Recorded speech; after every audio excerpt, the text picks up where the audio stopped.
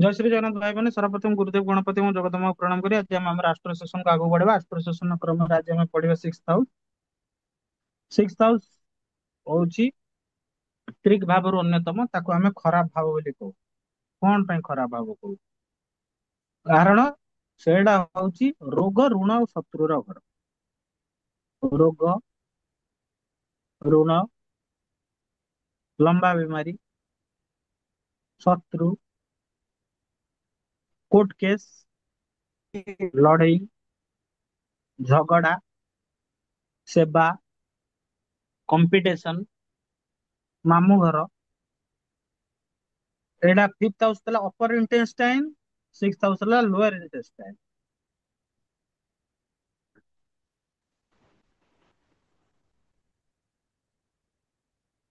ठीक अछि हम्म। एटा भारी डेंजरस हाउस बहुत ही डेंजरस हाउस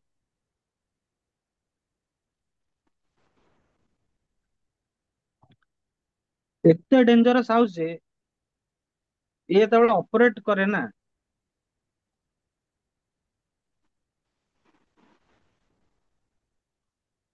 तम अवस्था शोचनीय कर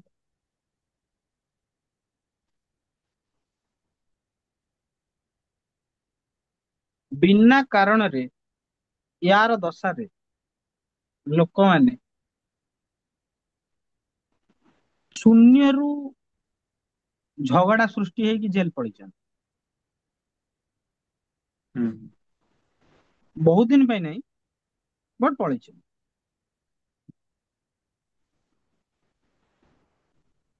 रोग रोग माने समझ जानछन ऋण माने लोन काडू पैसा नहीं ଯିବ शत्रु शत्रु माने एनिमी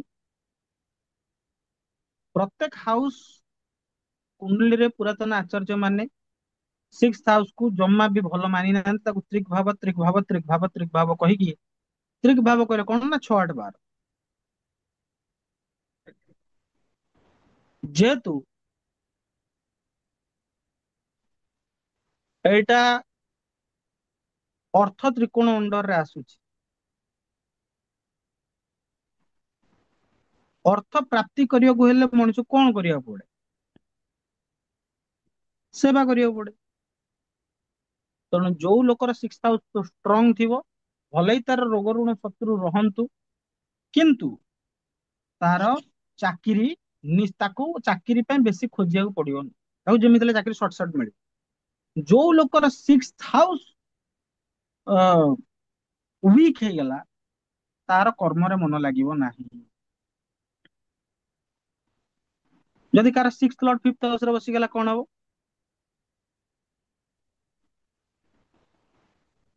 ରୋଗ ଋଣ ଶତ୍ରୁର କାରକ ବୁଦ୍ଧିରେ ପଶିଗଲା हम्म। ତା ମୁଣ୍ଡରେ ସଦା ସର୍ବଦା ଏଇ ଶତ୍ରୁଗତ ଭାବ ଟା ରହିବ ଠିକ ଅଛି ଆଉ ପଞ୍ଚମ ଭାବ ସବୁଠୁ ଇମ୍ପୋର୍ଟାଣ୍ଟ ସେଇଟା ମୁଁ କହିଦେଇଥିଲି କୋଉ ଲୋକକୁ ରୋଗଟା କେତେ ଦିନ ଯାଇ ଚାଲିବ ସେଇଟା ବି ଆମେ ସିକ୍ସ ହାଉସରୁ ଦେଖୁ କିଏ କେତେ ପରିମାଣର ଋଣ କରିବ ସେଟା ବି ଆମେ ସିକ୍ସ ହାଉସରୁ ଦେଖୁ ଆମର ଗୋଟେ ପ୍ରୋଭର୍ବ ଅଛି ଯେ ବ୍ୟକ୍ତିକୁ ଜାଣିବାକୁ ହେଲେ ତାର ଶତ୍ରୁ କିଏ ସେଟାକୁ ତୁମେ ଜାଣ ବ୍ୟକ୍ତିକୁ ଜାଣିବା ହେଲେ ବ୍ୟକ୍ତିର କାତ କେତେ ତାହେଲେ ତାର ଶତ୍ରୁ କିଏ ତମେ ଜାଣ ଠିକ ଅଛି sudden accident this is also six house court case this is also six house ଝଗଡା ସିକ୍ସ ହାଉସ ଜେନେରାଲି ସିକ୍ସ କୁ ଉପାଚ୍ୟ ଭାବ ବୋଲି କୁହାଯାଏ ଉପାଚ୍ୟ ଭାବ ମାନେ କଣ ଯୋଉଟା କି ଟାଇମ ଟୁ ଟାଇମ ବୃଦ୍ଧି ପ୍ରାପ୍ତ ହବ ଯେତେବେଳେ ତମେ ଛୁଆ ଥିଲ ତମକୁ କଣ ଦରକାର ତମକୁ କେବଳ ତମ ମା ଦରକାର ଆଉ ଗୋଟେ ଖେଳଣା ଦରକାର ଠିକ ଅଛି କେବଳ ତମକୁ ତମର ଅନ୍ୟ ରିକ୍ୱାରମେଣ୍ଟ ଗୁଡାକ ବଢି ଚାଲିଲା ପାଠ ପଢିଲ ଚାଲିଲ ଅନ୍ୟ ରିକ୍ୱାରମେଣ୍ଟ ପଡିଲା ତୁମେ ଯେତେ ବଡ ହେଇ ହେଇ ଚାଲିଛ ଆଗରୁ 1000 ଟଙ୍କିଆ ନୋକିଆ ଫୋନ ଧରୁଥିଲ, ଟେଣେ ନେନେ ଯୋଉ ଟ୍ୟୁନିଂ ବାଲା। ଏବେ ତମର କଣ ଦରକାର?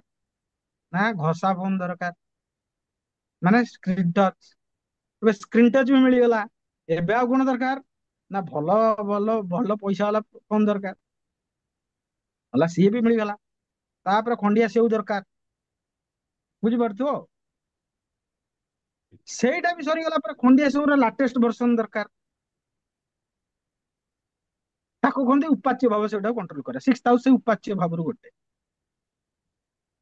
ବୁଝିପାରୁଛ ତ, ଯୋଉ ଅସରନ୍ତି କାମନା, ସେଟା 6 ରାଶି। ଯୋଉ ଲୋକର 6 ଲର୍ଡ ସିକ୍ସ ଲର୍ଡ ଏକ୍ସଚେଞ୍ଜ ହେଇଥିବେ, ସେ ଲୋକ ଯଦି ସେବା କରିବା ଛାଡିଦବ, ସେ ନାମ ନେଇଯିବ। ଏବଂ ସେ ଲୋକ, ତାକୁ ଯଦି ବିଶ୍ଵ ବ୍ରହ୍ମାଣ୍ଡ ଦିଆଯାଏ, ନିଅ ଏଇଟା ଆପଣଙ୍କ ପାଇଁ ଦିଆଯାଇଛି, ସେ କେବେ ସାଟିସ୍ଫାଏ ହବ, ଖୁସି ହବ, ସାଟିସ୍ଫାଏ ହବ।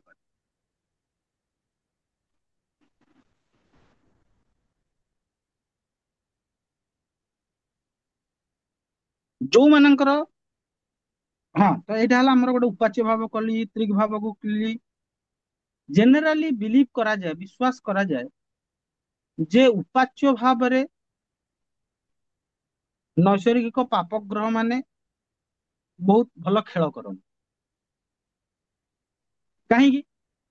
ନା ଯଦି ରାହୁ ମହାରାଜ ଥାର୍ଡ ହାଉସ ରେ ବସିଲା, ରାହୁ ମହାରାଜ 6th ହାଉସ ରେ ବସିଲା, ରାହୁ ମହାରାଜ 10th ହାଉସ ରେ ବସିଲା, ରାହୁ ମହାରାଜ 11th ହାଉସ ରେ ବସିଲା, ତାହେଲେ କଣ ହବ? ରାହୁ ଯୋଉ ଆଗରେ ବସିବେ, ସେ ହଉଛନ୍ତି ଇନଫାନାଇଟ ଏକ୍ସପାନସନ, ସେ ଏକ୍ସପାଣ୍ଡ କରିବେ। ଜୁପିଟର ଏକ୍ସପାନ୍ସ ହେଲେ, ରାହୁ ମହାରାଜ ହଉଛନ୍ତି ଇନଫାନାଇଟ ଏକ୍ସପାନସନ। ଠିକ ଅଛି ନା? କଥାଟା ବୁଝିପାରୁଛ ନା? ନା ବୁଝି କଣ କହୁଛି? ହୁଁ। ତେଣୁ 6th ହାଉସ ର ରାହୁକୁ ସମସ୍ତେ କହନ୍ତି ଶତ୍ରୁ ହନ୍ତା ଯୋଗ। ଭଲ କଥା। ରାହୁ ମହାରାଜ 6th ହାଉସ ରେ ଆସିଲେ, ଭେରି ଗୁଡ ଭେରି ଗୁଡ। ଏବେ ତୁମେ ରାହୁକୁ ନେଗେଟିଭଲି ଆକ୍ଟିଭେଟ କରିଛ, ରାହୁ ମହାରାଜ 6th ରେ ଆସୁଛନ୍ତି, ତମକୁ ଭର ଭର କି ମକଦ୍ଦମା ଦେବେ, ଭର ଭର କି ଝଗଡା ଦେବେ, ଭର ଭର କି ଲିଟିଗେସନ ଦେବେ, ଭର ଭର କି ରୋଗ ଦେବେ ପେଟରେ, ସେଟା ବି ଦେବେ। ହୁଁ। ଏଇଠି ଡିପେଣ୍ଡସ। ତେଣୁ ତୁମେ କୌଣସି ଗୋଟେ ପ୍ରେଡିକ୍ସନ କଲା ବେଳେ ତୁମେ କହିପାରିବନି ଯେ ଏଇଟା ହିଁ ହବ, ସେମିତି କହିପାରିବ। ମୋ ପଏଣ୍ଟ ବୁଝିପାରୁଛ ତ, ମୁଁ କଣ କହିବାକୁ ଚାହୁଁଛି? ବୁଝିପାରୁଥିଲେ ଭଲ, ନ ବୁଝିପାରୁଥିଲେ ହରିବୋଲ। କିନ୍ତୁ ସତ୍ୟ ଏଇଆ, କୁଣ୍ଡଲୀରେ ଗୋଟେ ଗ୍ରହ ବସି ନଥାନ୍ତି, କୁଣ୍ଡରେ ଗୋଟେ ଭାବ ନାହିଁ। କୋଉ ଭାବ କାହାକୁ ଦେଖିଲା, କୋଉ ଭାବର କୋଉ ଆକ୍ସିସ ରେ ରହିଲା, କୋଉ ପ୍ଲାନେଟ କୁ ଦେଖୁଛି, ସେଟା ଭେରି ଭେରି ଇମ୍ପୋର୍ଟାଣ୍ଟ। ଯେବେ ଯେବେ ଜୀବନରେ ଜିରୋ ରୁ ଷ୍ଟାର୍ଟ ଦରକାର, ଶୂନ ରୁ ଦରକାର କି ନାଇଁ, ମୁଁ ଏଇ ଟପିକ ମୋ ଜୀବନରେ ଚେଞ୍ଜ କରିବି, ସେବେ ସେବେ ତମକୁ 6th ହାଉସ ହେଲ୍ପ କରିବ। ପଚାର କେମିତି? ଆଜି ମୁଁ ଏମିତି ବସିଲି, ଆଉ ଏଇଟା କୋଉ ମାନେ ଇଜିଲି କରିପାରିବେ ସେଇଟା ବି ମୁଁ କହୁଛି। ଗୋଟେ ଲୋକ କିଛି ଗୋଟେ ପ୍ଲାନ ଡିସାଇଡ କଲା, ଷ୍ଟ୍ରାଟେଜି ବନେଇଲା, କାଲି ସକାଳେ ମୁଁ ଉଠିବି 10ଟାରେ। ଏମାନେ ସବୁ ନ୍ୟୁ ଇୟର ରିଜଲ୍ୟୁସନ ବାଲା। ଆଜି 31 ତାରିଖ, ବହୁତ ମଦ ପିଇବି, ସକାଳୁ ମଦ ଛାଡିଦେବି। ପୁଣି 1 ତାରିଖ ହେଲା ବେଳକୁ ହ୍ୟାଙ୍ଗଓଭର ଯାଇନଥିବ, ତାକୁ କଷେଇବା ପାଇଁ ଆଉ ଟିକେ ମଦ ପିଇବି। ଠିକ ଅଛି ନା? ହୁଁ। ତ ଏଇଟା କୋଉ କଥାରୁ ଆସିଲା ଭାଇ? ନ୍ୟୁ ଯେ ରିଜଲ୍ୟୁସନ। ନ୍ୟୁ ଜିନିଷ ଷ୍ଟାର୍ଟ କରିବ, ଧର କିଛି ଗୋଟେ ରିଜଲ୍ୟୁସନ ନବ। କୋଉମାନେ ରିଜଲ୍ୟୁସନରେ ଷ୍ଟିକ ରହନ୍ତି? ଯୋଉମାନଙ୍କ 6th ହାଉସ ପାୱାରଫୁଲ ଥାଏ। ସେମାନେ ଭାବନ୍ତି ମତେ ଏଇଟା କରିବାର ଅଛି, ଆଉ ସେମାନେ ଜି ଜାନ ଲଗେଇକି ସେ ଜିନିଷଟା କରନ୍ତି, ସେଟା ହେଲା 6th ହାଉସ। ଏମିତି ନାହିଁ କି ଅନ୍ୟ ହାଉସରୁ ଦେଖି ହବନି, ବଟ ନିଜ ପାଇଁ ନିଆଯାଇଥିବା ରିଜଲ୍ୟୁସନ ଉପରେ କିଏ କେତେ ମାତ୍ରାରେ ଷ୍ଟିକ କରୁଛି, ସେଇ ଜିନିଷଟା ହିଁ 6th ହାଉସରୁ ଆମେ ଦେଖିବା। ଆଚ୍ଛା, କାହାର ଯଦି 6th ଲର୍ଡ 11th ହାଉସରେ ବସିଗଲା,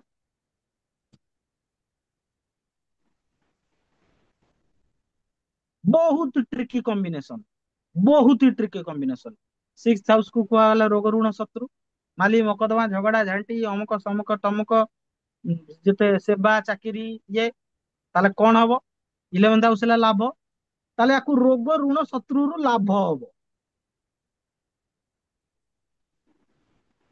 ଏଇଟା ଗୋଟେ ଇଣ୍ଟରପ୍ରିଟେସନ। ଶୁଣି କେତେ ଆନନ୍ଦିତ ଲାଗୁଛି, ଯାହା ହୁଁ। ହଉ ରୋଗ ଋଣ ଶତ୍ରୁରୁ ବି ଆନନ୍ଦ ହବ, ମାନେ ଲାଭ ହବ। ଆରେ ଭାଇ ସେ ଲାଭ ହବା ପାଇଁ ତାକୁ ପ୍ରଥମେ ରୋଗ ହବା ଦରକାର। ସେ ଯୋଉ ପେନ୍ ଟା ହବ କିଏ ଭୋଗିବ? ହୁଁ। ସେଲ୍ଫ। ତମେ ଯୋଉ ଋଣ କରିକି ଲାଭ କରିବ, ଋଣ ଚୁକେଇବାକୁ ଯେତିକି ସମୟ ଲାଗେ ଆଉ ଯୋଉ ଟେନ୍ସ ରହେ ସେଟା କିଏ କିଏ କରିବ? ସଂସାରର ମାୟା ବିଚିତ୍ର, ବହୁତ ବଡ ବିଚିତ୍ର। ମୁଁ ଗୋଟେ କୁଣ୍ଡଲି କହୁଛି, ଆପଣ ମାନେ ଡ୍ର କରନ୍ତୁ, ଆପଣ ବୁଝିପାରିବେ ମୁଁ କଣ କହିବାକୁ ଚାହୁଁଛି। ଗୋଟେ ଧନୁ ଲଗ୍ନର କୁଣ୍ଡଲି ବନାନ୍ତୁ, ଭେନସ କୁ 11th ହାଉସ ରେ ଲେଖି ଦିଅନ୍ତୁ, ଆଉ ମତେ କୁହନ୍ତୁ ଭେନସ କୋଉ ରାଶିରେ ପଡିଲା।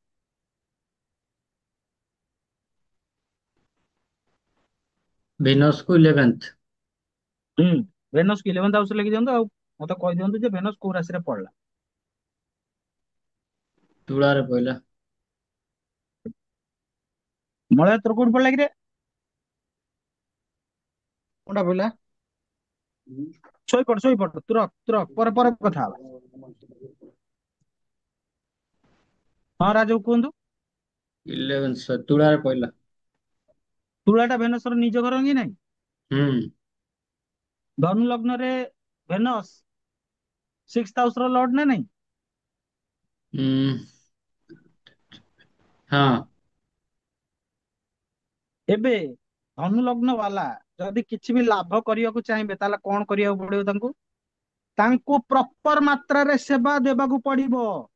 ହୁଁ। ଯଦି ତାଙ୍କୁ ଲାଭ ଦରକାର, ହୁଁ। ବାସ୍ତବିକ ଲାଭ ଦରକାର, ନିର୍ଣ୍ଣାୟକ ଲାଭ ଦରକାର, ହୃଦୟ ଅନ୍ଦରରୁ ପିଓର ଇଣ୍ଟେନସନ ସହିତ ଯଦି ତମେ ସେବା ଦବ, ତମକୁ ଧନ ପାଇଁ ଭାବିବାକୁ ପଡିବ। ହୁଁ।